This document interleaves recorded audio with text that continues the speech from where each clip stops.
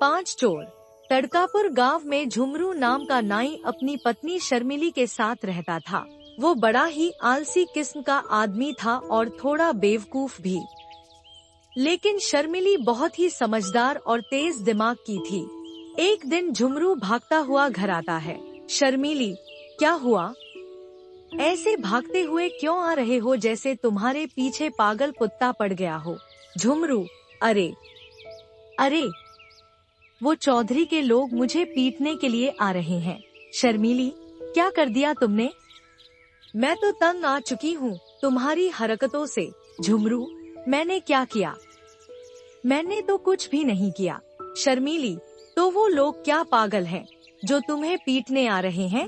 तभी दरवाजे पर जोर से दस्तक होती है। चौधरी का नौकर, अरे ओ झुमरू के बच्चे, बाहर निकल। शर्मिली, क्या हुआ भाई जी? क्या बात है? नौकर, कहाँ गया झुमरू का बच्चा?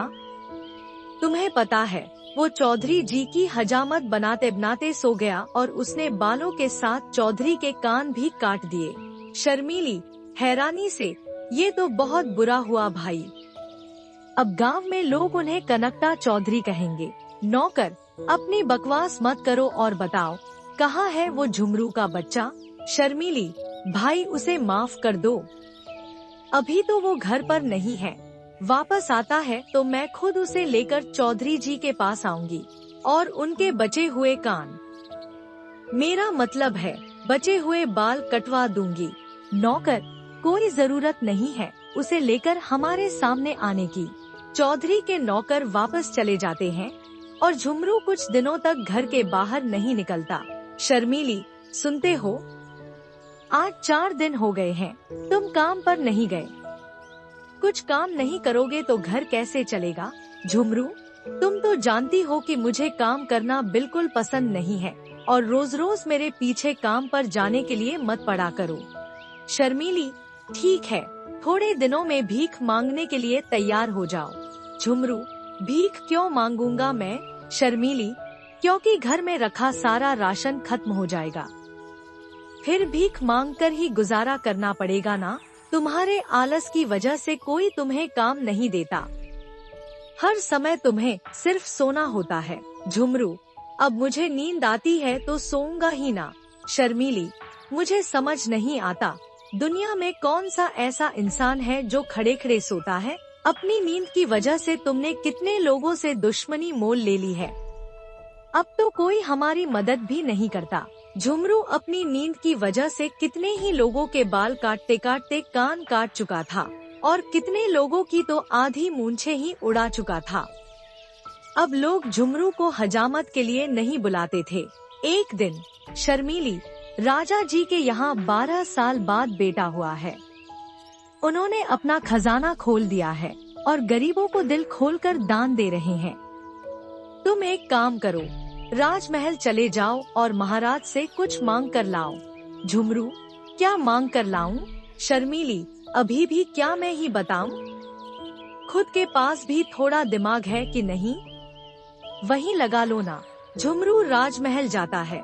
झुमरू, महाराज, मुझे भी कुछ दान में दे दीजिए। महाराज, क्या चाहिए तुम्हें? बोलो, आज हम मुंह मांगा दान दे रहे हैं।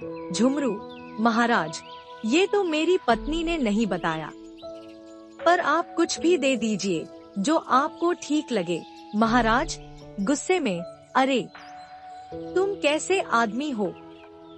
मैं मुंह मांगा दान दे रहा हूँ और तुम्हें जो चाहिए वो भी नहीं पता। झुमरू, महाराज, मुझे क्या चाहिए? मुझे तो बस सोने के लिए थोड़ी जमीन मिल जाए। महाराज, ठीक है। महाराज झुमरू को गांव के बाहर एक जमीन का टुकड़ा देते हैं और झुमरू खुशी खुशी घर वापस जाता है। शर्मिली, आ गए तुम? क्या लाए हो महाराज से? जल्दी से दो, मैं कुछ खाने का इंतजाम करती हूँ। झुमरू, महाराज ने मुझे जमीन का टुकड़ा दिया है। शर्मिली गुस्से में, हे भगवान, तुम्हारे पास अक्ल है कि नहीं? हम जमीन के टुकड़े का क्या करेंगे? झुमरू, ये तो तुम्हारी गलती है। मैंने तुमसे पूछा था कि महाराज से क्या मांगना है, तुमने ही मुझे कुछ नहीं बताया। शर्मीली, तो तुमने महाराज से क्या कहा? झुमरू, मैंने उनसे कहा कि आप मुझे कुछ भी दे दीजिए। महाराज ने कहा कि वे मुंह मांगा दान दे रहे हैं, बार बार मुझसे ही पूछ रहे थे कि मुझे क्या चाहिए। इसलिए मैंने कह दिया कि मुझे तो जमीन पर सोने के लिए बस जगह चाहिए और महाराज ने मुझे जमीन का टुकड़ा दे दिया। शर्मीली गुस्से से, हे भगवान, सिर्फ सोना और सोना ही तुम्हारी जिंदगी में है, इसके सिवा और कुछ भी नहीं।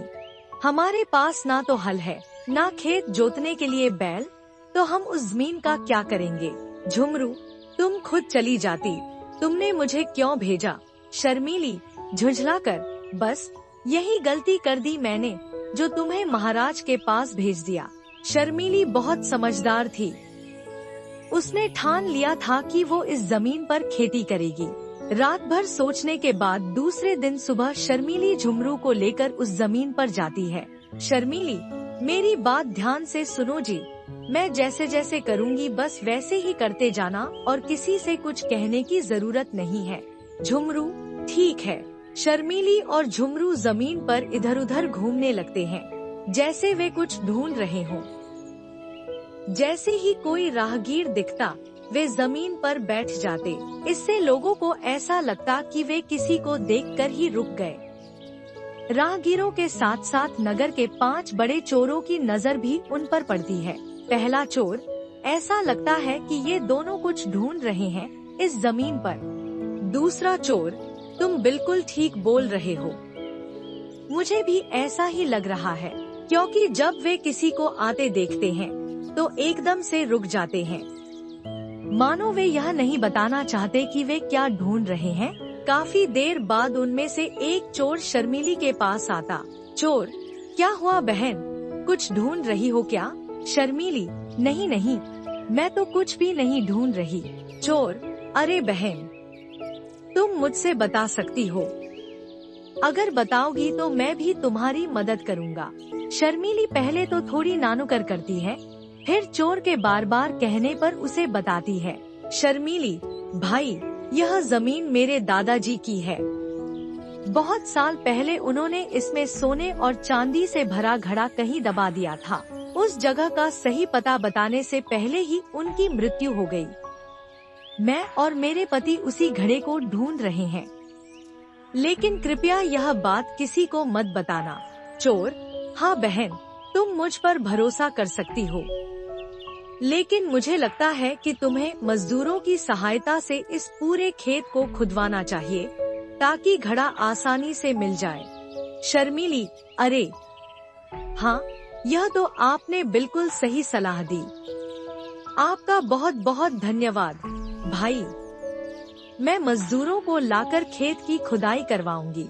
चोर, लेकिन अब तो अंधेरा होने वाला है बहन, तुम यह काम कल सुबह जल्दी करवा लेना। शर्मीली, आपने बिल्कुल सही कहा, मैं कल सुबह मजदूरों के साथ आकर खेत की खुदाई करवाऊंगी। शर्मीली और झुमरू घर वापस चले जाते हैं। उधर चोर अपने बाकी 4 साथियों के साथ मिलकर पूरी रात खेत की खुदाई कर देता है, लेकिन उन्हें वहाँ कुछ नहीं मिलता। दूसरे दिन सुबह शर्मीली और झुमरू खेत पर वापस आते हैं। शर्मीली मुस्कुराकर, देखा तुमने, खेत की खुदाई हो गई है, तुम यहीं रुको और किसी से कोई बात मत करना, मैं अभी आती हूँ। शर्मीली गांव के बनिया के पास जाती है। शर्मीली, सेठ जी, मुझे थोड़ा गेहूं उधार दे दीजिए। सेठ, उधार तो दे दूं, लेकिन तुम वापस कैसे करोगी? तुम्हारा पति तो कुछ काम भी नहीं करता। शर्मीली, मैं जानती हूँ, लेकिन कुछ समय बाद मैं इसका 3 गुना गेहूं आपको वापस कर दूंगी। शर्मीली उस गेहूं को जमीन पर बो देती है। कुछ समय बाद उम्मीद से ज्यादा अच्छी फसल होती है, लेकिन सभी चोरों की बुरी नजर शर्मीली और झुमरू पर होती है। गेहूं काटने के बाद शर्मीली सेठ को 3 गुना गेहूं वापस कर देती है और कुछ गेहूं बेचकर थोड़े सोने और चांदी के सिक्के खरीदती है। उस रात चोर शर्मीली के घर आते हैं। चोर, इस फसल में तुम्हें हमें भी हिस्सा देना होगा, क्योंकि तुम तो जानती हो उस जमीन को खेती लायक खोद कर हमने ही तैयार किया था। शर्मीली, मैंने तुम्हें बताया तो था कि उस जमीन में सोना मौजूद है। तुम इतनी मेहनत करने के बाद भी उसे हासिल नहीं कर सके, लेकिन वो घड़ा मुझे मिल गया और मेरे पास है। तुम्हारा उस पर कोई हक नहीं। मैं तुम्हें कुछ नहीं दूंगी। चोर, ठीक है, तुम संभाल कर रहना, हम अपना हिस्सा खुद ले लेंगे। एक चोर घर में छुपकर बैठ जाता है, लेकिन शर्मीली उस चोर को घर के अंदर छुपते देख लेती है। झुमरू चोरों की बात से कुछ डर हुआ था। झुमरू, तुमने बेकार में ही उनसे दुश्मनी मोल ली है। अब ना जाने वे क्या करेंगे। शर्मीली, डरने की कोई जरूरत नहीं है। झुमरू, तुमने वो सोने और चांदी के सिक्के कहाँ रखे हैं? शर्मीली, मैंने दरवाजे के नीचे घड़े में सिक्के रखे हैं, उसके ऊपर मिठाई रख दी है। चोर, अब तो पांचों में से सबसे समझदार मैं ही कहलाऊंगा। रात को जब ये दोनों सो जाएंगे तो मैं वह घड़ा लेकर बाहर निकल आऊंगा। रात को दोनों के सोने के बाद वह बाहर छुपे अपने साथियों के पास घड़ा लेकर जाता है। चोर, ये लो, मैं अकेले ही सिक्कों का घड़ा ढूंढ कर ले आया। दूसरा चोर, तुम तो बड़े हिम्मती निकले, हम सब तो ऐसे ही तुम्हें कमजोर समझते थे। पहला चोर, अब तो मान गए, बड़ी मेहनत करी मैंने, मुझे भूख भी बहुत लग गई है, इसलिए आते आते इस घड़े में थोड़ी मिठाई भी रख ली है। चलो पहले हम सब बैठकर ये मिठाइयाँ खाते हैं। सारे चोर मिठाई निकालकर मुंह में डालते हैं, लेकिन शर्मीली ने मिठाई की जगह मिर्ची के लड्डू बनाकर रखे होते हैं, जिसे खाकर उनकी हालत खराब हो जाती है। अगली सुबह सारे चोर बहुत गुस्से में वापस शर्मीली के घर जाते हैं। शर्मीली, आ गए तुम लोग, कैसी रही रात की दावत? तुम्हारी शक्लें देखकर लगता है कि दावत बड़ी ही स्वादिष्ट थी। चोर, तुमने जो किया वो बहुत गलत किया है, अब तुम सावधान रहना, हम तुम्हें नहीं छोड़ेंगे। एक चोर मौका पाकर वहाँ छिप जाता है। रात में, झुमरू, तुमने उन सिक्कों को कहाँ रखा है? मुझे तो चोरों की बात से डर लग रहा है, ना जाने वे क्या करेंगे। शर्मीली, तुम फिक्र मत करो, मैंने उन सिक्कों को नीम के पेड़ पर लटका दिया है। वहाँ उन चोरों को क्या, उनके परदादाओं को भी शक नहीं होगा। झुमरू, खुद को बड़ा समझदार समझते हैं ये लोग। चोर, नीम के पेड़ से सिक्कों की पोटली तो हम बहुत ही आसानी से उतार लेंगे। घर के बाहर अपने साथियों के पास जाकर वो पेड़ की तरफ इशारा करता है। चोर, वो देखो, इन बेवकूफों ने सिक्कों की पोटली पेड़ पर लटका रखी है। मैं पेड़ पर चढ़ता हूँ, लेकिन वहाँ सिक्के नहीं, मधुमक्खियों का छत्ता होता है। चोर अंधेरे में छत्ते पर हाथ लगाता है तो एक मधुमक्खी उसके हाथ पर काट लेती है। वह अपने हाथ को कमर पर रगड़ता है। नीचे खड़े बाकी चोरों को लगता है कि वह सिक्के अपनी जेब में डाल रहा है। तभी एक दूसरी मधुमक्खी उस चोर को काटती है। वह फिर से अपने हाथ को जोर से झटकता है। दूसरा चोर, तुम यह जो कर रहे हो वह ठीक नहीं है। आज तक हमने जो भी चोरियां की हैं, वह सब मिलबांट कर ली है। आज तुम बेईमानी कर रहे हो। पहले चोर, मुझे किसी ने काटा। तभी दूसरी मधुमक्खी उसके सीने पर काटती है। चोर जोर जोर से अपना हाथ सीने पर मारने लगता है। नीचे खड़े चोरों को अब लगता है कि वह सिक्के ऊपर की जेबों में भर रहा है। दूसरा चोर, हमारे साथ बेईमानी करने की सजा तुम्हें जरूर मिलेगी। पहला चोर, रुक जाओ, मैं भी पेड़ पर चढ़ता हूँ। मधुमक्खी ने उसे भी काटा तो उसने भी अपना हाथ कमर पर मारा। तीसरा चोर, अरे कुछ तो शर्म करो, वह तो बेईमान हो ही गया था, तुम भी उसके साथ बेईमानी कर रहे हो। सारे सिक्के नीचे लेकर आओ, जो होगा मिलकर बांटेंगे। दूसरा चोर कुछ बोलता उससे पहले ही दूसरी मधुमक्खी ने उसे काट लिया। उसने फिर से अपने हाथ को कमर पर रगड़ा, लेकिन नीचे खड़े चोरों को ऐसा लगा कि दूसरा चोर भी अपनी जेब में सिक्के भर रहा है। एक एक करके सारे चोर पेड़ पर चढ़ जाते हैं। पांचवा चोर, रुक जाओ तुम सबने अपनी अपनी जेब में सिक्के भर लिए। अब बाकी के बचे हुए सारे सिक्के सिर्फ मेरे हैं और किसी के नहीं। वह पूरी ताकत से छत्ते पर हाथ मारता है, जिससे मधुमक्खियाँ बुरी तरह से सबको काट लेती हैं और वे सभी पेड़ से नीचे गिर जाते हैं। शर्मीली, मुझे नहीं लगता कि अब वे पांचों चोर कभी हमारे घर की तरफ वापस आएंगे। लेकिन कुछ समय बाद घर के बाहर कुछ आवाजें आने लगी। शर्मीली, ये तो उन चोरों की आवाजें हैं। ये फिर से वापस आ गए। लेकिन कोई बात नहीं, मैंने इन बेवकूफों को पहले भी चकमा दिया है और आज तो इनको सबक सिखा कर रहूंगी। उसने अपने पति की हजामत करने का उस तरह हाथ में मजबूती से पकड़ा और खिड़की के पास खड़ी हो गई। एक चोर ने खिड़की से अंदर झांका तो शर्मीली ने उसकी नाक काट दी। चोर, खिड़की पर कोई नुकीली चीज टंगी हुई है, ध्यान से। एक एक करके सारे चोरों ने खिड़की से अंदर जाने की कोशिश की और शर्मीली ने सबकी नाक काट दी। सिर्फ एक चोर की नाक बच गई। वो किसी तरह अपने साथियों को लेकर वहाँ से हकीम के पास गया। शर्मीली, मुझे लगता है कि अब ये चोर कभी वापस नहीं आएंगे। उन्हें काफी सजा मिल चुकी है। झुमरू, तुम सही कह रही हो। मेरे साथ रहकर समझदार हो गई हो तुम। दूसरी तरफ चोरों को यह समझ आ चुका था कि वे इतनी आसानी से शर्मीली से कुछ नहीं ले सकते, इसीलिए वे भेष बदलकर राजा के पास उसकी शिकायत लेकर जाते हैं। चोर महाराज, शर्मीली और झुमरू ने हमसे अपनी फसल का आधा हिस्सा देने की बात कहकर अपने खेत में खुदाई का काम करवाया, लेकिन बाद में जब फसल अच्छी हुई तो वह अपनी बात से मुकर गए। वे दोनों हमें फसल में कोई हिस्सा नहीं दे रहे। महाराज, आप हमें न्याय दिलाइए। महाराज, शर्मीली और झुमरू को दरबार में बुलाया जाए। शर्मीली, महाराज की जय हो। महाराज, इन पांचों ने जो भी कहा है सब झूठ है।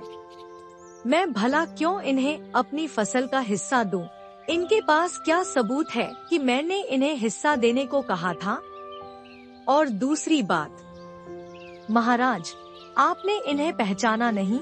ये आपके राज्य के वही 5 मशहूर चोर हैं, जिन्हें सेनापति जी कब से ढूंढ रहे हैं। आज ये आपके सामने भेष बदल कर आए हैं। सेनापति चोरों को पहचान जाते हैं। महाराज, शर्मीली, तुम बहुत ही समझदार और वीर हो। हम तुम्हारी सूझबूझ से बहुत प्रसन्न हुए, इसलिए हम झुमरू को अपने महल में काम पर रखते हैं, और क्योंकि तुमने राज्य के चोरों को पकड़वाया है, हम तुम्हें इनाम में और जमीन देते हैं। इस तरह अपनी सूझबूझ और हिम्मत से शर्मीली न सिर्फ चोरों को पकड़वाती है, बल्कि झुमरू को राजमहल में काम भी दिलवाती है और अपने घर की स्थिति को भी सुधार लेती है।